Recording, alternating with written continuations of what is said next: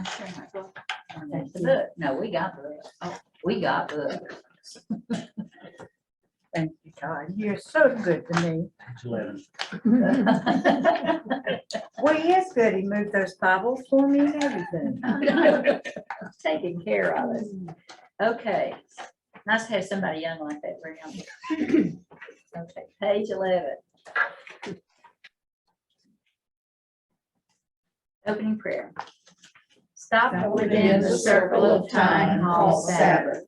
Set aside your responsibilities, they will wait. Abide with the Lord the Sabbath, and learn how to celebrate. Amen. All right, Remember that. everybody's got a little bulletin to follow today. And if you don't have a pen, raise your hand and we will get you one. Or pencil, or crayon, Thank you. whatever you want to write with.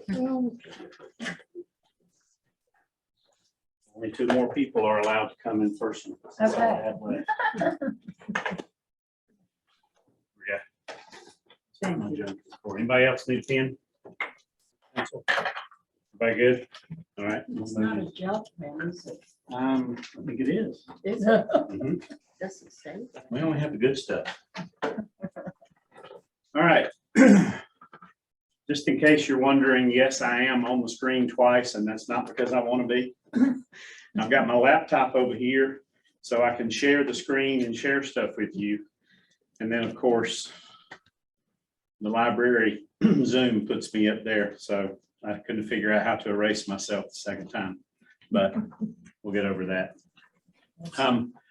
This year's topic or theme for the whole year, the lesson is Sabbath and celebration, or the Hebrew word for Sabbath is Shabbat.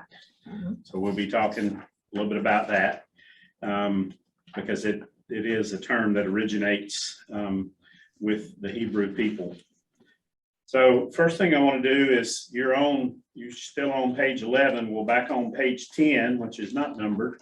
There is our artwork for the day for this lesson. And so, oops, I can actually put that up in case everybody doesn't have one. Let's do that. What's the word in the top left corner of the picture? This, Oh, this. Now This is the day. Lord has me. all right, let's see if we can progress. No, we can't, of course not. Always got something we can cut out. All right, try one more time. Oh, yes, yes, but you can't hear it. Oh, no, I've gone back too far. It was me, I don't think. There we go. I think she's got it. Okay, Oh. there's the image in case you don't have the book at home, but I'd like for you to just look at the image for a couple minutes and tell me what gets your attention and maybe how the piece of artwork makes you feel as you look at it. Anybody? Is that a watch? Right below day. I don't know. I It has see too it. many hands. It is. It has too many It hands. is. So Yes. does that tell you the day? We have too many the- hands too, yeah, right? Yeah, the time, rejoice, Okay. this is the day, the time. Anybody else? Paste letters, No, I'm sorry. cut and paste letters.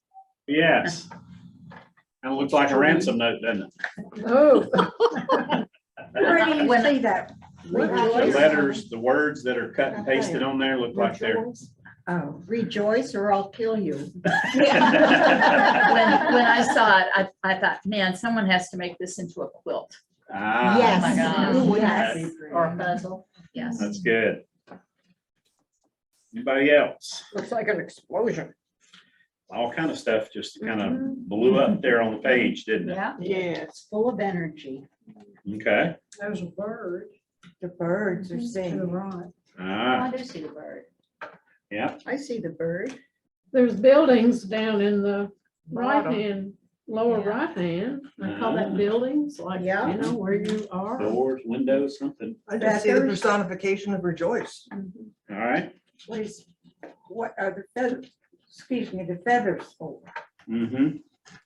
Good question. So you can fly? In case you need some more. Yeah.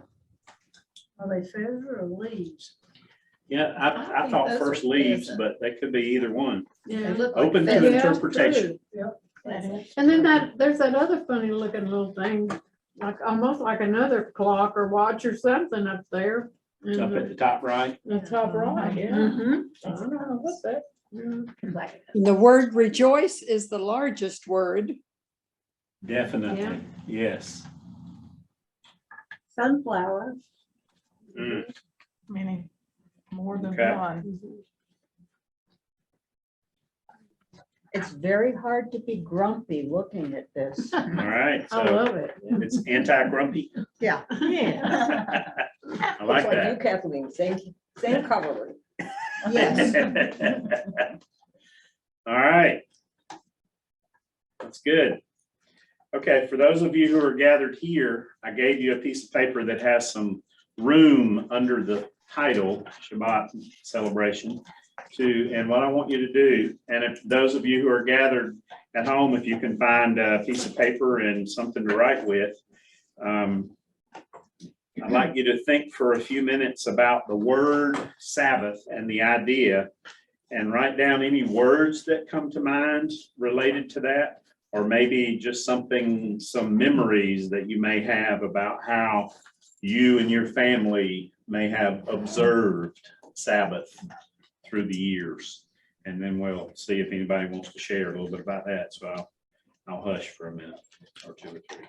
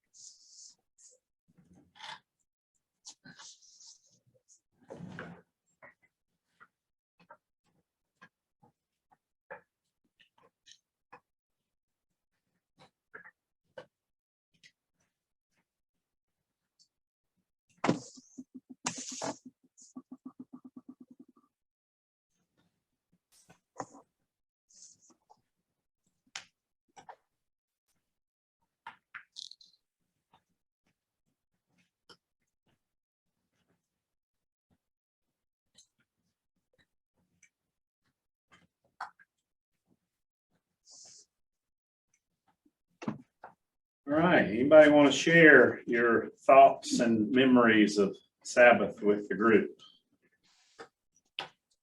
Sorry. Okay, Well, first you had Sunday school, then the church service, and the choir. My mama sang the choir, and then I did later. And at night, we had church again, and we had youth fellowship, having snack supper for a quarter. We weren't allowed to do much on Sunday. Of course, stores were closed, and so you blue couldn't do laws. much. Blue law. And a lot of times during the summer, we go to the cemetery, take flowers up there. Then I always usually had a big meal, with fried chicken, or we'd try to have a roast or something. But she'd start kind of before church, but everybody always went to church, and the family. And my brother sometimes would be sick Sunday morning, not go. Of course, we called it Sunday morning sickness, but my dad made sure he didn't get to go outside and play that afternoon or anything. He was really sick. So he learned not to get sick on Sunday. But it was a full day, and with a family mostly, when nobody went anywhere. Okay. Anybody else want to share? Jan? Mine has some similarities and some differences. It always started with church. And it was a day of family gathering. So our family and sometimes my grandparents or other aunts and uncles or cousins would come over.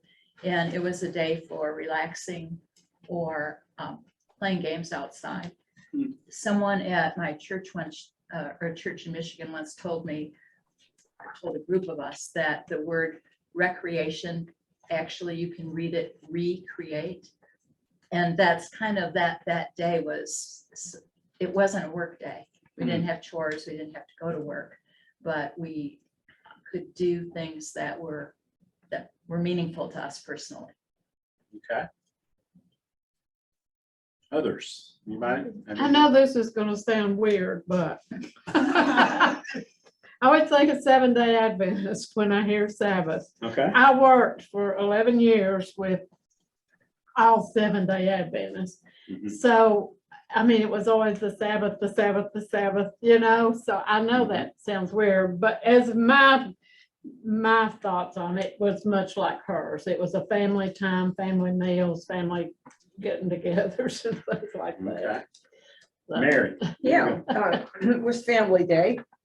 And it was a place where friends gathered in the afternoon and we had spaghetti, Mm. an Italian family. And we gathered together at home and had a special aunt that always took me to church. Okay. Yes. I have 5 words and they all start with an R. Rest, restore, release, refocus, and rotisserie chicken. My father, in his infinite wisdom, decided we should have 300 chickens. told us this. And I had the job of delivering eggs up and down the road. And then I came home from school one day and my mother was in the basement chopping heads off, stripping the feathers and hanging them up to drain. Gross. Oh my gosh. Because they had come down with something. So every Sunday we had rotisserie chicken, and I got to admit, the house smelled heavenly when we came home. Mm. Well, good, that's good. Okay. Would you eat the chickens? Anybody? Not the bad ones. I was gonna say. Anybody else? I was just gonna say that my mom cooked the same thing every single Sunday Isn't it? before we left for Sunday school and church. And it was fried chicken and rice and lime jello. That was Wow. it. I never think of those things without thinking of mom. Mm. Aw. All right. Anybody else? I have some All right. for mine, but we have a very good friend. He and his wife are Jewish and live now in Jerusalem. So we have been to visit them. And Shabbat starts Friday night because that's Saturday morning. And you do not cook and you do not do anything that would be, you don't drive your car. Mm. You don't do anything that would be considered work by anyone. So it's definitely a quiet time, an enjoyable time. You can walk because, you walk in your house. So you can walk. That's when they go to religious services. Mel has come because they used to live in the US. They have both dual citizenship. And he's come down and Andy's gone to services with him on Saturday, and then he's come to our church in Virginia on Sunday. And it's just a very relaxing time. Whatever you eat has to have been cooked Friday before sundown. Mm. Lucretia, were you gonna add something? I was just going to say, I don't remember ever hearing the word Sabbath except in scriptures. We certainly celebrated it the same way, but nobody that I knew ever said the word Sabbath. Not here. Yeah, I think you're right. I had the same experience. Anybody else want to add anything? I have a story that I'll share with you about Sabbath. There was a lady in a church that I served previously, long time, very dedicated teacher, member of the community, was a diehard visitor to the nursing homes all her life, even into her 90s. Loved to play rook, and she would go to the nursing home every Thursday afternoon and get 2 or 3 or 4 tables of folks playing rook, which is where I learned how to play rook, because they grabbed me one Thursday and said, sit down and play, and I didn't even know You how. didn't argue. But anyway, she was very competitive, and she would, if somebody reneged in rook, she would point the finger at them, and the hand was over and say, you reneged.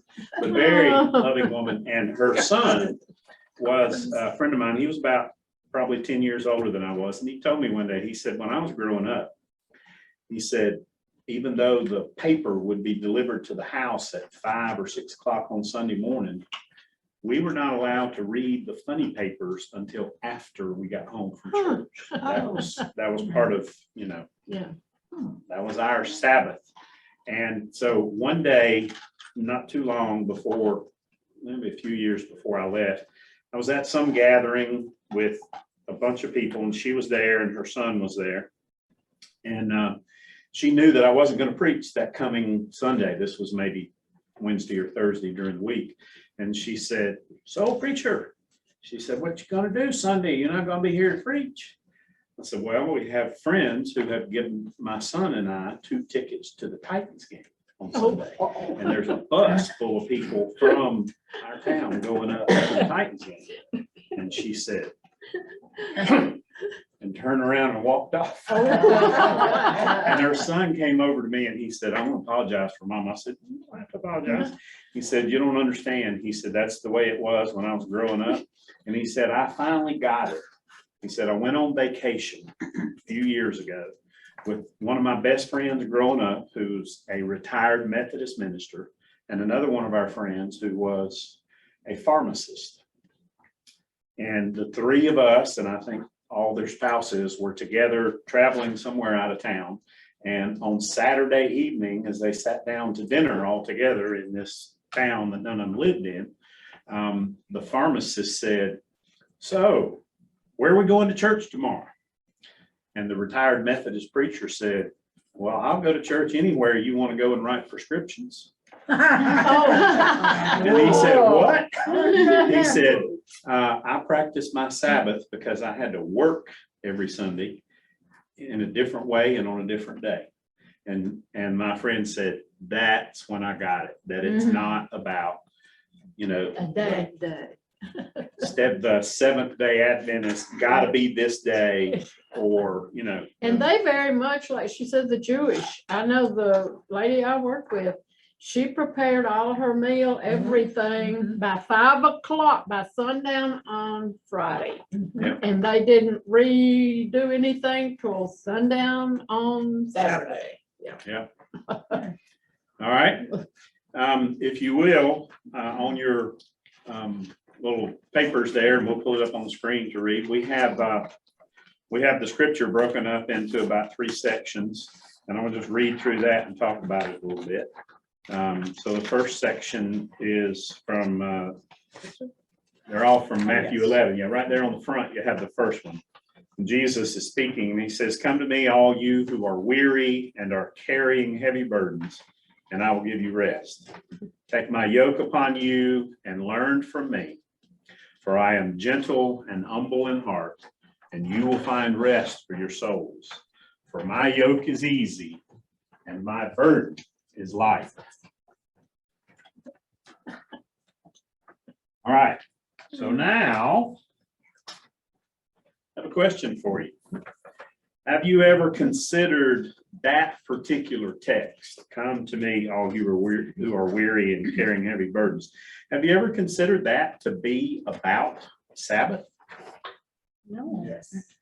You have, it had never occurred to me until I read all of this together, that Matthew clearly uses this to set up the two stories that follow, that are the rest of our passage for today, about Jesus's experience, about his understanding, and about his teaching about what Sabbath is and what it isn't.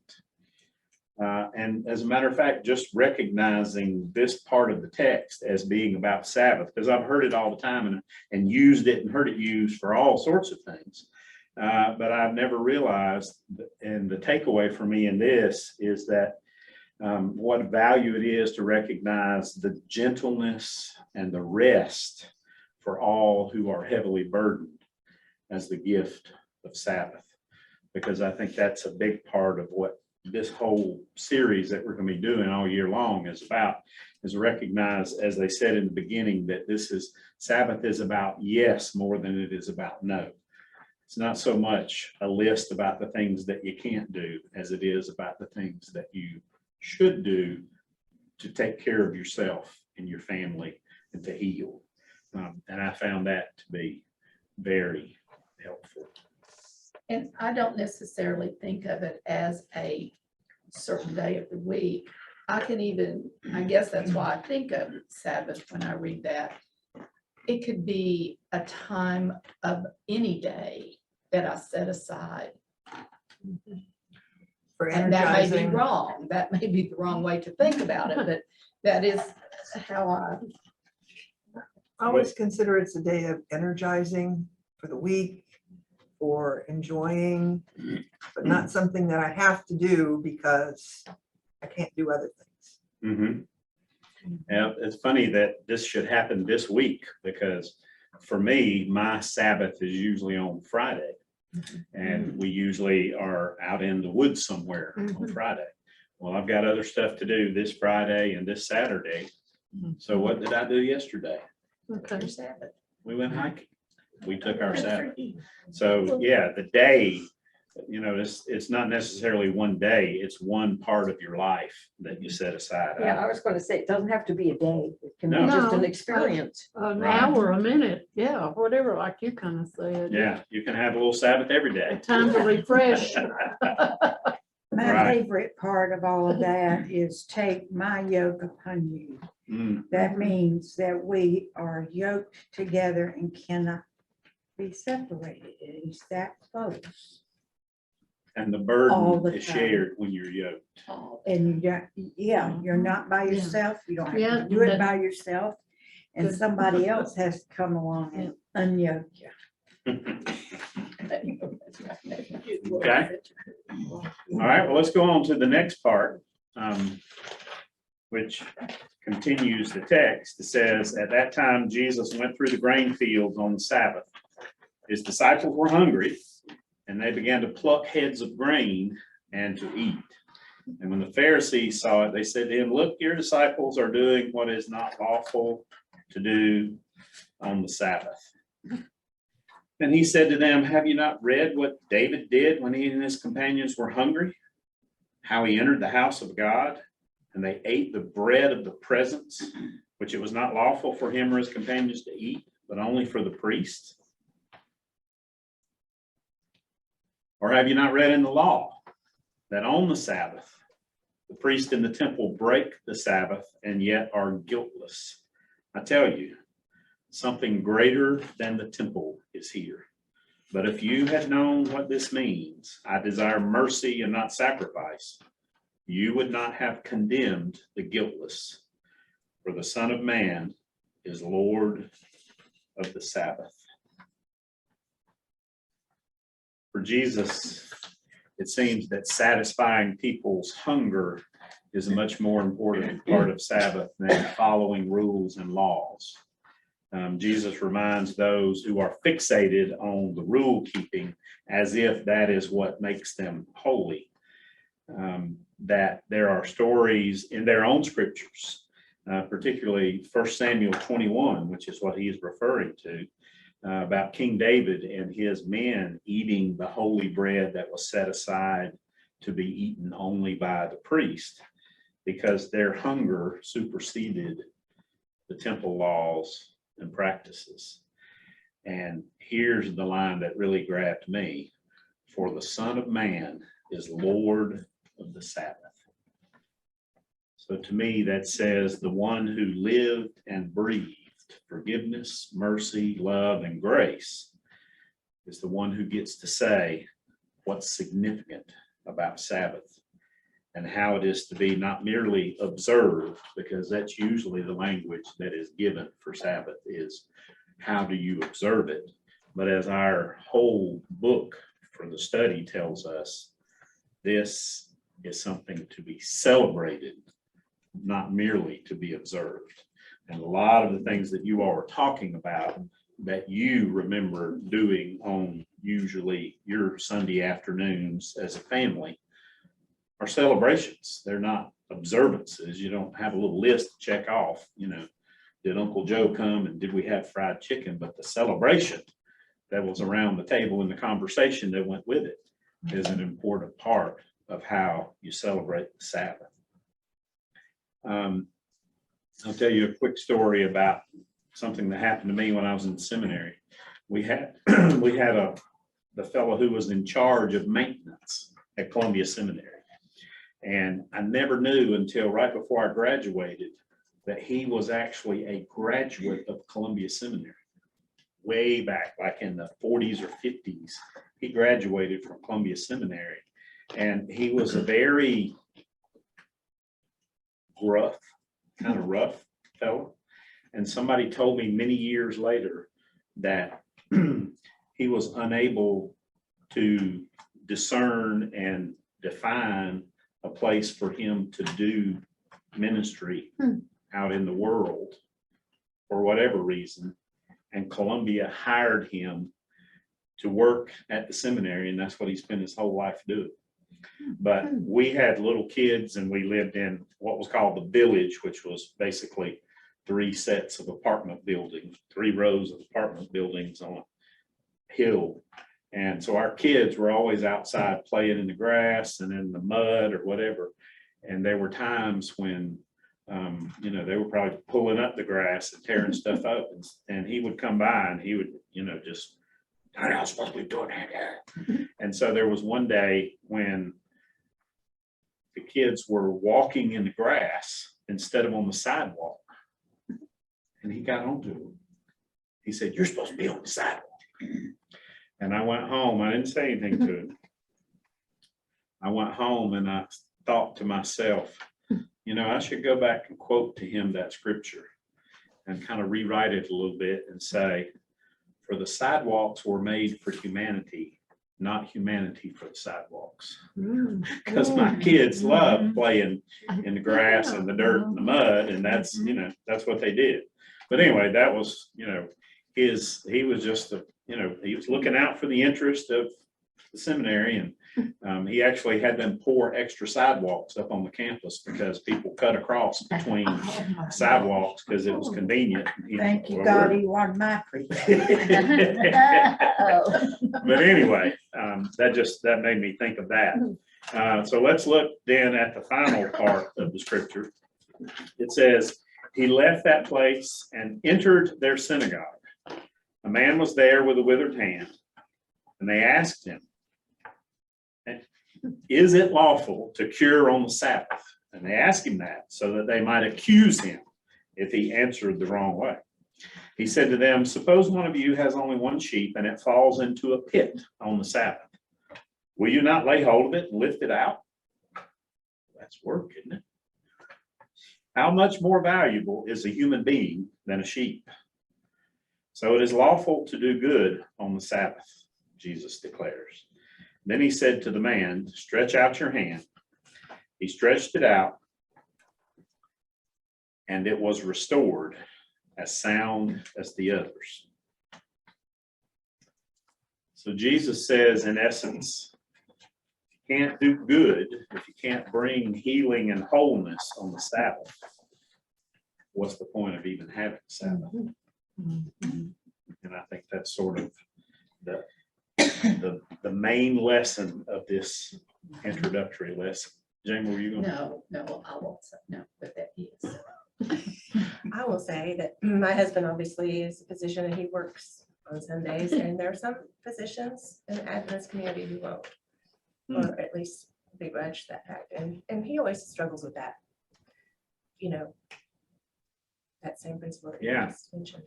And how many people, Adventist or not, if they needed a doctor on Sunday, would be glad that somebody be willing to work? Actually, their Sabbath is Saturday, isn't it?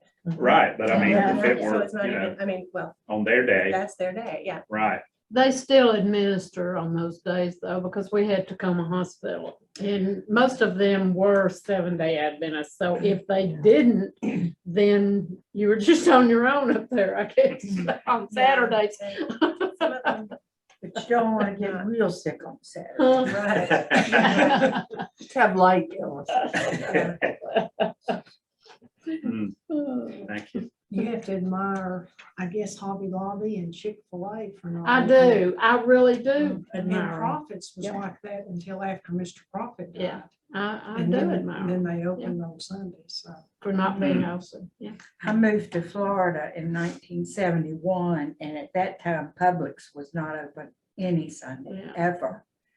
And so they started opening on Sunday, and you know, Florida's Publix home.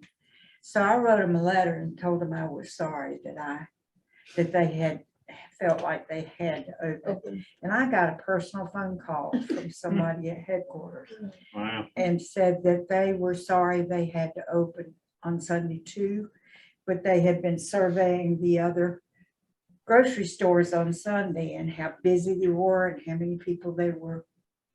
It was using them, and they just felt for the competition they had to open. And he, at that time, now see, it's a long time ago, but he said, we don't make anybody work on Sunday. You have to choose Yeah. to work on Sunday. And I've loved Publix ever since Hmm. because of that. Okay. Having come from the West Coast, where no one had a clue what blue laws were, having come to the East Coast when I first got ready to go in the Marine Corps, the whole idea of I was up in Maryland, of there being nothing open on Sunday, not just grocery stores or liquor stores, but nothing, very few even restaurants were open, that it was definitely very eye-opening. Mm. Up in Michigan, they wouldn't allow the tulips to open on Sunday. Maryland probably would have been there with them. How about San Antonio? How about Texas? Because my daughter was at Brooks at the hospital one time and I went down, and like you said, in San Antonio, nothing, I mean, we barely couldn't get food, Yeah, you know? yeah. And I don't know if they still have a blue law in Texas or I don't not. think so. I haven't Well, been since, so I don't know. I can remember traveling with my family as a child, and there being some Sundays when we needed to drive home from Florida and being worried about whether we could even find gas to buy. along the way. Yeah, exactly. I can remember. Just come to the West Coast, everything's open all the time. All the time. That's a little stretch from Florida. I was gonna say, that's a long ride. All depends on how badly you want that gas. All right, let's close then. I'd like to ask you to turn over to the back of your paper.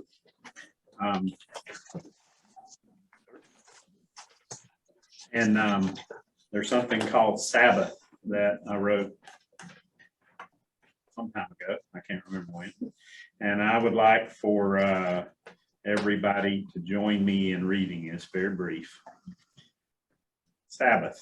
It not only calls you to cease making things, but also to cease trying to make something of yourself, in order that the divine may have space, time, and breath to make something else of you. Something more holy, something more sacred, something much more like what the world needs to rotate toward the hope for which we all were created. Wow. Thank you so much, Todd. Anybody have any questions? Well, this was very interesting. Very interesting. I'm looking forward to the series. Yeah. Dot, are you there? Can you give us our treasurer's report? I do have the treasurer's report. The beginning of July on the checking account, we had $8,397.36. We took in $545, spent $571.66 with a new balance of $8,370.70.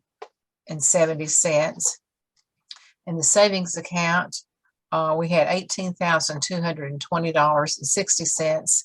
We didn't take anything in or spend anything in savings, so we have a combined checking and savings account of $26,591.30. So that's what our finances look like right now. That's good. Thank you. Anybody have any questions about the Dot? Jamie, Bruce Blessings, tell us how you're doing that. Well, it's going well. It's when I started buying some items, Dot said, try to buy for 3 months at a time, which works beautifully. Now I'm about at that 3-month time again, so I'm searching and Dot said, Jamie, I think there's a toothbrush factory in Morristown. So I get online, I search, and there is. So I called their HR department